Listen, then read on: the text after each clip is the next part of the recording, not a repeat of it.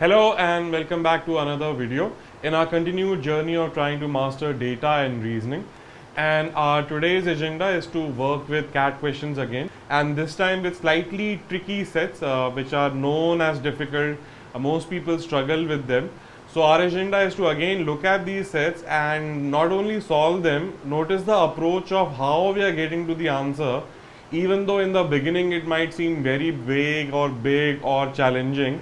We will see that the process is as simple as reading the rules carefully and making deductions and having patience, because in bigger sets you will not have a clear picture in the first 3 4 5 deductions. So you have to keep at it, and you will also notice as you move along in the sets that a lot of times you might need to read the information a couple of times at least. That's the bare minimum. That means your reading speed, your comfort in reading, your ability to comprehend quickly can make a big difference in such sets. So even though the topic says reasoning, a lot of reading and a lot of effective and quick reading is involved, especially reading under pressure. So if your reading is great, part of the problem is going to be easy for you because you can read quickly and capture the information quickly. So my suggestion is to go through all pieces of information, go through them at least a couple of times. It will not make sense in one go, at least in these kind of sets. So go through them and keep going through them till you find all possible connections between information. And as you spend 3 minutes, 3.5 minutes, you will see a better picture will emerge. But don't expect a quick answer right at the very beginning. A reasonable amount of work will go into figuring everything out. So try out the questions below and then join the discussion. And remember, while trying them out at the most basic level, the deduction is going to be very easy, as you will see in the discussion. But while you're trying it out by yourself, go for small deductions, as small as possible, and then work from there. So best of luck and see you soon. The year is 2089. Beijing, London, New York and Paris are in contention to host the Olympics. London, Paris, Beijing and New York are in contention to host the Olympics. The eventual winner is determined through several rounds of voting by members of the IOC. Several rounds of voting by the members of the IOC. All the 4 cities in contention are also represented in IOC. So London, Paris, Beijing and New York are also part of the IOC. Now the rules are given. In any round of voting, the city receiving the lowest number of votes in that round gets eliminated. The survivor after the last round of voting gets to host the event. So the city getting the lowest votes will get eliminated. That means if I look at my data and only the highest and the lowest are given, I know for sure the lowest will be eliminated. That means New York will be out of the story in round 2 and round 3. Same story applies to Beijing. Beijing got the lowest votes in round 2. That means it is out of contention for round 3. That means only London and Paris are in play for round 3. Going back to the rules, a member is allowed to cast votes for at most 2 different cities in all rounds of voting combined. That means in the whole round 1, round 2, round 3, at most you can vote for 2 cities, not more than that. So use an example. This New York will get eliminated in round 2. So those people who voted for New York, they might vote for Beijing. Some of them, let's say, are voting for Beijing in round 2. And then Beijing is also eliminated. Now these people who earlier voted for New York and then for Beijing have finished their quota of choosing cities. They could choose 2 cities and both the cities are out. So they are ineligible. That means they cannot vote in the next round. So you can observe something here. The number of votes is decreasing, and it is precisely because 2 cities are out now. Those people who voted for both the cities will be out of the process. So you can actually start your calculation here, but I will hold on because I haven't yet read a very important rule. And that's why reading in rounds is very important, because as you read this rule, you will get some picture but not the whole thing. And a piece that fits in right here might come in 6 or 7 sentences later. So you have to be patient, just keep capturing information. Next it says, a member is also ineligible to vote in a round if the city he represents is in contention in that round of voting. Interpret it for yourself.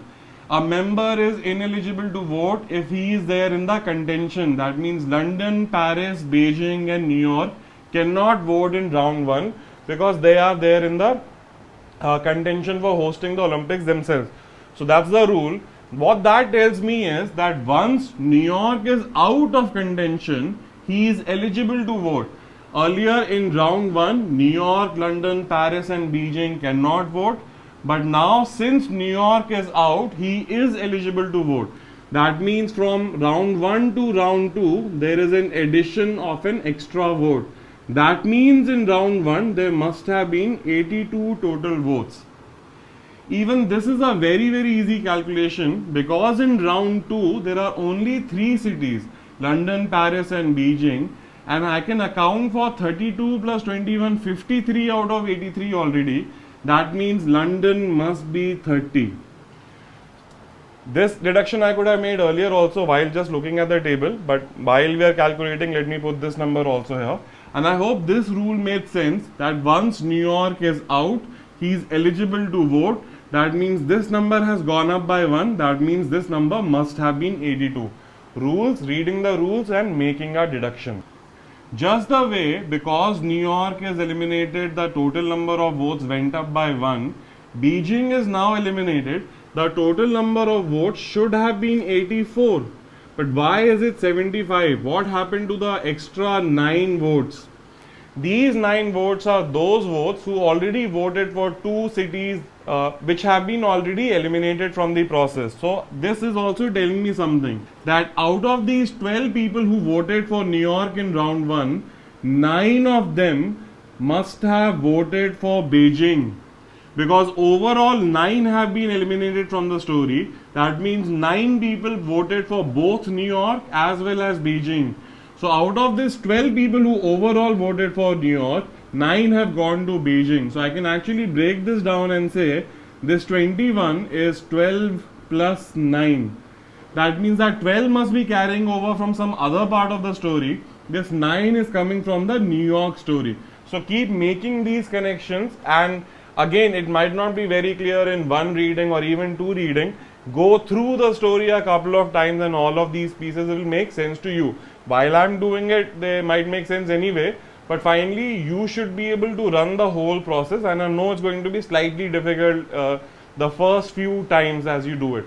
But as you do it and as you learn that yes, even though it looks difficult, it gets solved, the process will get better and better for you also. So I'm making these deductions from the rules. The rule said that people who vote for 2 cities that have been eliminated will also get eliminated. I saw 9 people are getting lost here. That means 9 people must have voted for New York as well as Beijing. That means out of these 12, 9 came here. That means this 21 is made up of 12 and 9, and 12 must have come from Beijing or from some other place as such, right? Last rule was very simple. It said as long as the member is eligible, he must vote for only one candidate. That means it's saying one vote, one city gets only one vote. You can't vote for London as well as Paris. Otherwise, our set would have become very complicated.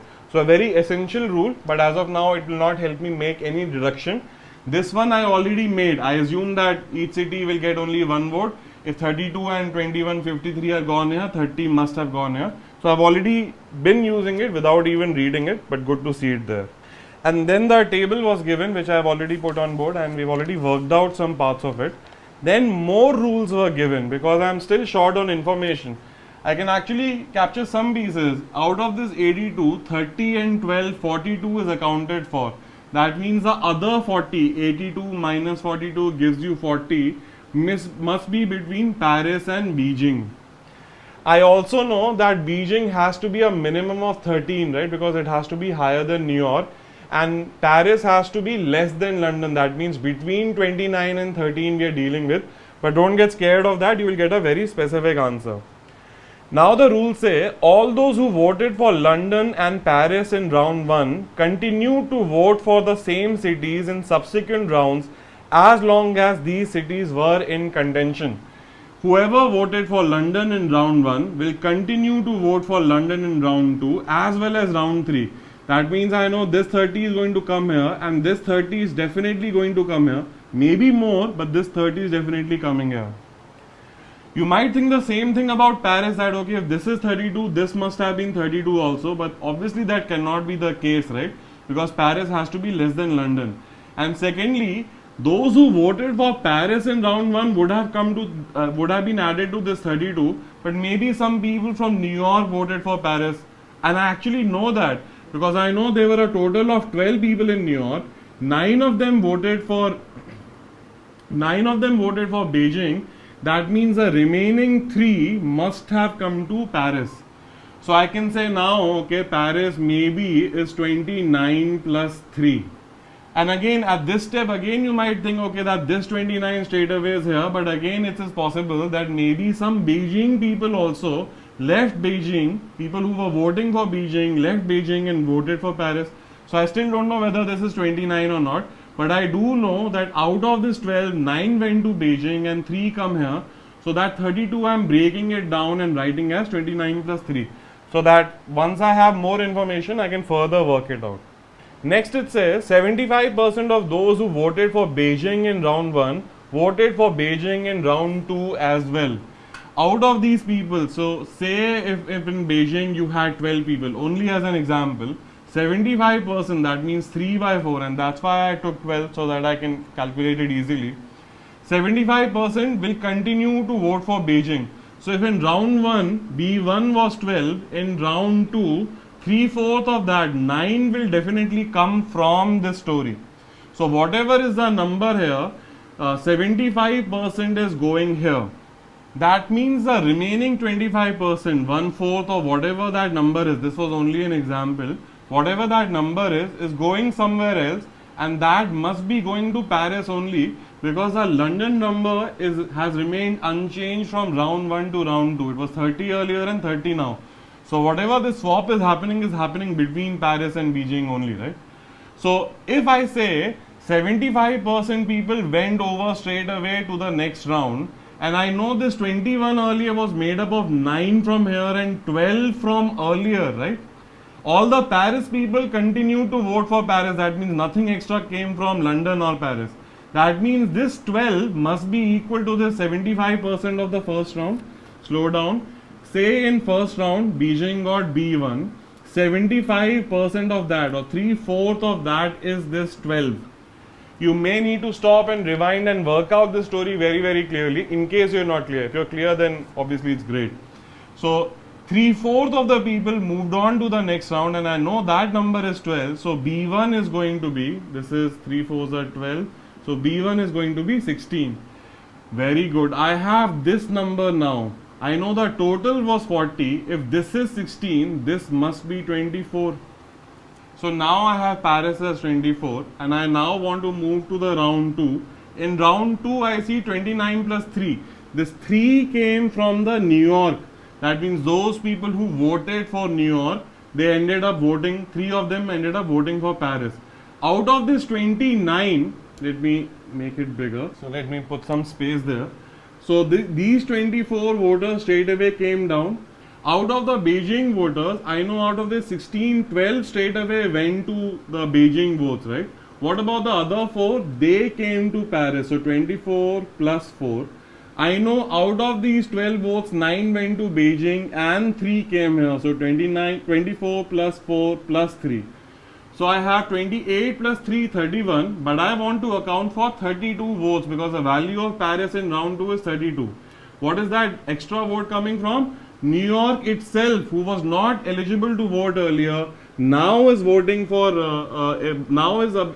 eligible to vote in round 2, is also voting for Paris, and add that vote and you have 32 here. The next part, those who voted for New York in round 1 voted for either.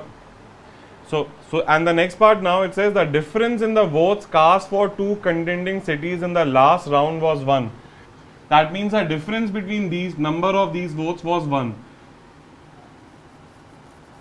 So say if one of them was A and the other one was A plus 1, and I know the total is 75. So 2A plus 1 is equal to 75. 2A is equal to 74, and that means A is equal to 37. And if A is 37, A plus 1 will be 38. That means one city got 37 votes out of London and Paris, and the other city got 38 votes.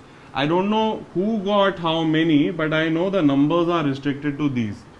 I also know that these 30 voters straight away would have voted for London in round 3 also. So these 30 would be definitely there in the process.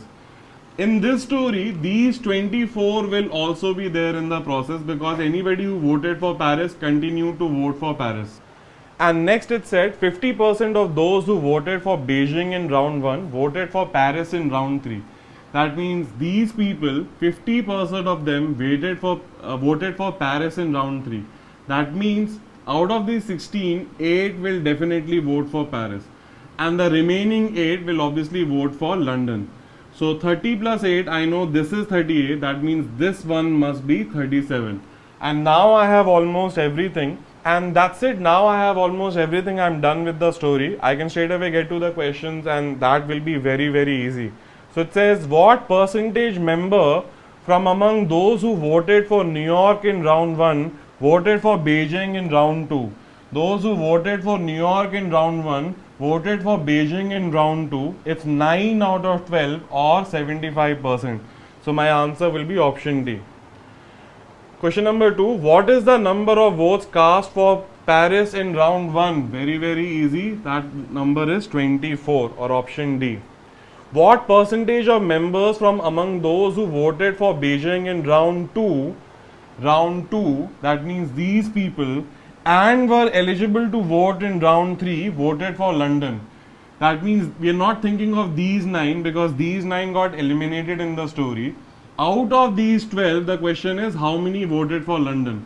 Remember, 8 people voted for London out of the Beijing population. That means that answer is going to be 8 out of 12. And that number would be 8 out of 12, which is 2 out of 3, or 66.66%. So once you have the table, and I know in the beginning it might look very tricky and difficult, once you have the table, the questions are ridiculously easy. And observe how we have the table, because we went through the rules carefully, made a lot of deductions, and we did not get them in one go. I get part of the picture here, then part of the picture here, then something here, then something here. So that means our only rule will be to keep at it till you get to the answer, and having that belief that yes, if I follow the rules and if I play with it, and maybe initially with some extra time, I will get to the answer. Once I start doing that, once I start getting to the answers, then the overall time can be reduced via practice and excessive practice, etc. But for beginners, it is very, very important that you understand that yes, it can be worked out. You might have to put in a lot of effort in the beginning. Can be worked out. Take your time. Do work out a few difficult sets. Then the process will kick in, the belief will kick in, and the habit will become better.